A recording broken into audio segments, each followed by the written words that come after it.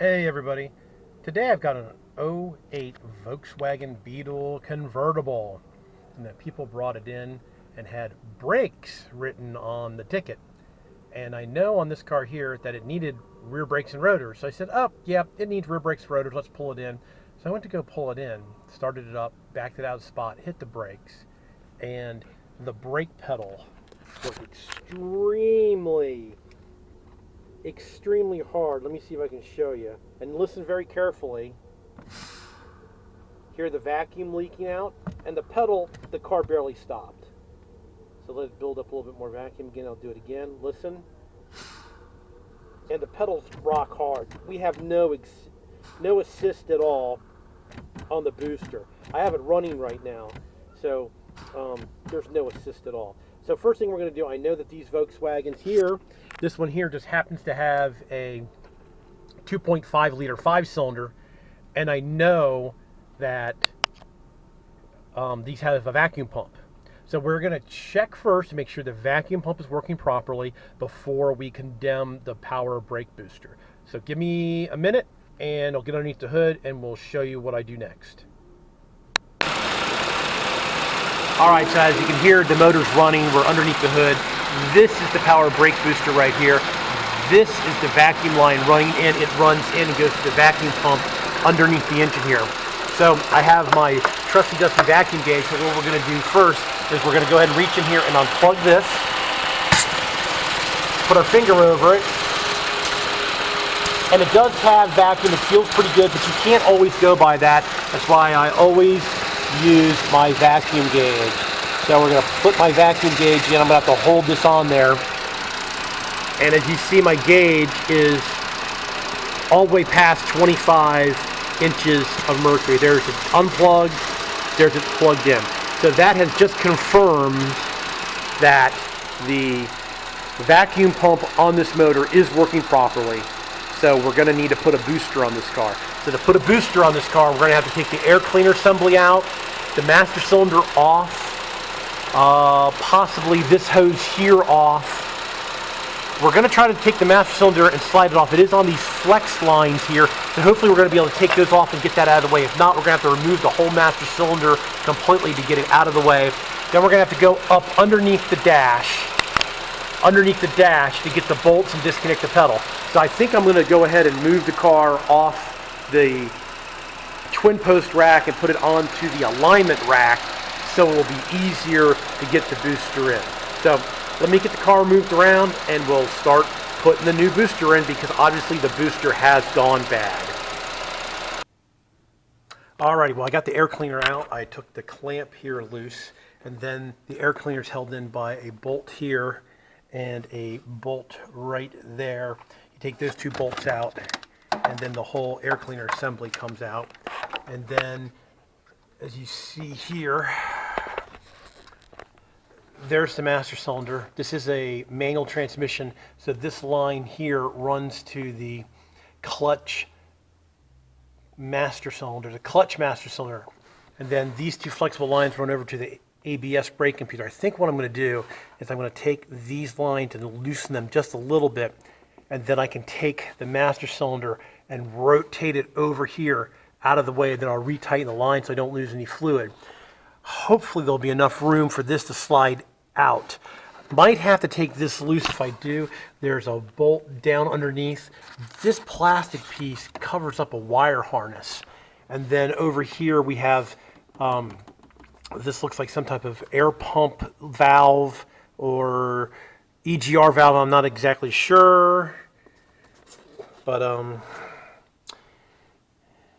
we might have to take and pull this off. And of course we'll have to take this line off. Then we'll have to go underneath the dash to take and disconnect the brake pedal, and there's 4 nuts underneath the dash that holds the brake booster in. And of course, luckily this one is a convertible, so I went ahead and I put the top down.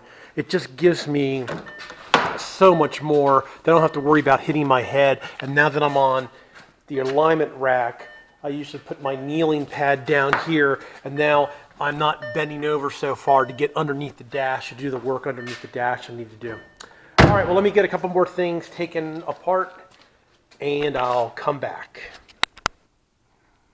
All right, that's exactly what I did. I went ahead and I took these lines loose here so I could pivot the whole master cylinder around, and then I retightened those lines so it wouldn't leak. This is the plug that plugs into the overflow, not the overflow, the cap, the low brake. This is the low brake fluid line, and then there's another one down here that plugs into the bottom of the master cylinder for the brake light. Then this is the clutch inlet fluid. I plugged it here and here, and kind of just tucked that out of the way. Got the vacuum line loose. I don't know if there's going to be enough room here to pull this up to get this out. I don't know what else I'm going to have to take apart. I might have to take this ABS unit and take it loose and kind of bend the lines down to try to get it out. So for right now, I guess we're going to go underneath the dash and see what it looks like to get the bolts and it disconnected from the pedal. That's next. All right, here we go underneath the dash. So when you go underneath the dash, this one here didn't have a panel here, but it does have this panel here that covers up the U-joint for the steering shaft. There's two plastic style nuts that just fit here and here. You unscrew those, you pull that off, this just drops down and comes out of the way. Once you get that out, then you gotta climb underneath there farther, and there is four nuts. There's one there, there's one above it, and there's two on that side. So we have those now disconnected. So now I have to see if there's anything, I have to get a mirror to see if there's anything back here that's connecting the pedal to it. But I don't think there is. I think it just sets in there in a little holder. So I think that's really about it. So now we got to go outside and see if the booster is going to have enough room to slide out. I don't know if it is or not. Probably not. We'll probably have to start taking some more things apart. All right, I was able to finagle the booster out of here, but I did have to disconnect the two lines and get the master cylinder and take it out. So now I'm going to have to bleed the whole brake system. I also took this line off and completely out. There it is there. I went ahead and took the air intake boot out to get it out of the way. I took this cover out so this would flex a little bit more. It just barely comes out. You have to finagle it around to get it out.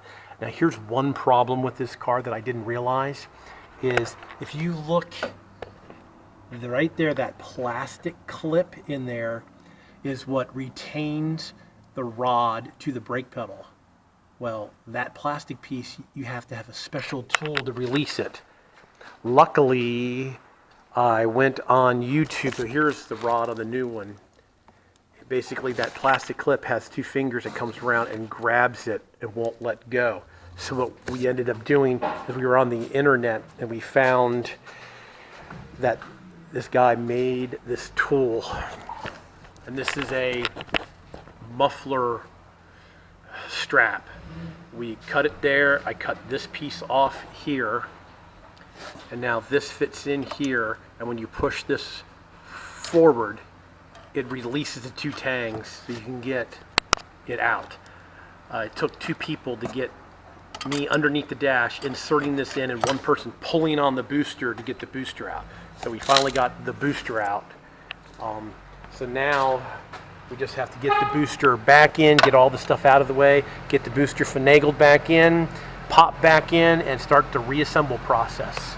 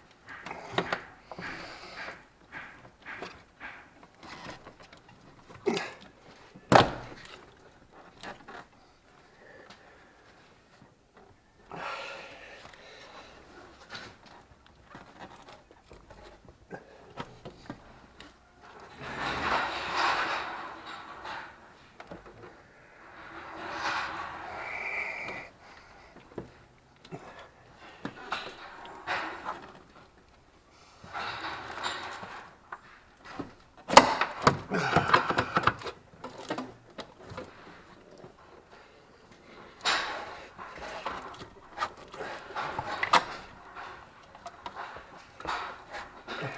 it around this brake line here.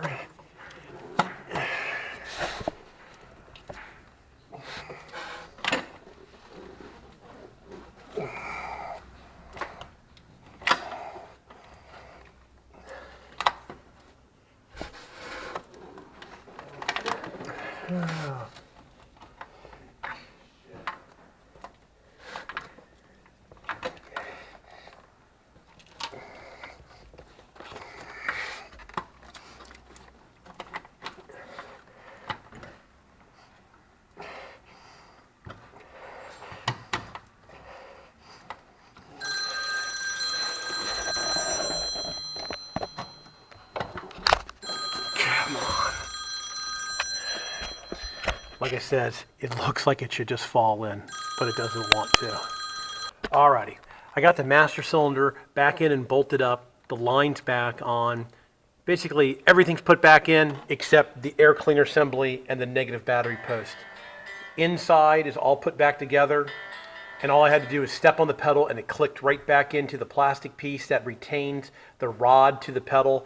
Oh, and by the way, if you do not have a set of these, I would highly recommend you getting a set of these. These are brake line, brake cylinder, Reef fitting Rethread kit. These have saved my butt so many times. Basically, they are a thread chaser for brake lines. There's the male part, and then there's the female part. It comes in a set of 6. There's the sizes. This car here, same thing. When I was putting this back line in right there, it would not start. It would not start. It would just not start and not start. So finally, I unscrewed it, and I was scared. I saw a thread. I'm like, oh, it's cross-threaded. I went and got those rethreaders. I rethreaded both ends, and it went right back together like butter. Definitely a handy tool. If you do not have one, I would highly recommend. So this about wraps this one up. All I have to do is put the air cleaner in, put the battery back on, start it up, make sure it's got a good brake pedal. We bled the lines here. It still has a good brake pedal. We got some air out of it. It feels good. So I think I'm going to close this one out here. This one should take care of it. So there's an overview on how to take and do the brake booster on this. It took me a very long time to get that little clip inside there to release, and I had to make a special tool. They do have the Volkswagen special tool. I'll get the part number and I'll put it down in the description below. But that's going to wrap this one up. Hey, thanks for watching, everybody. Please subscribe. Give me a thumbs up if you liked the video.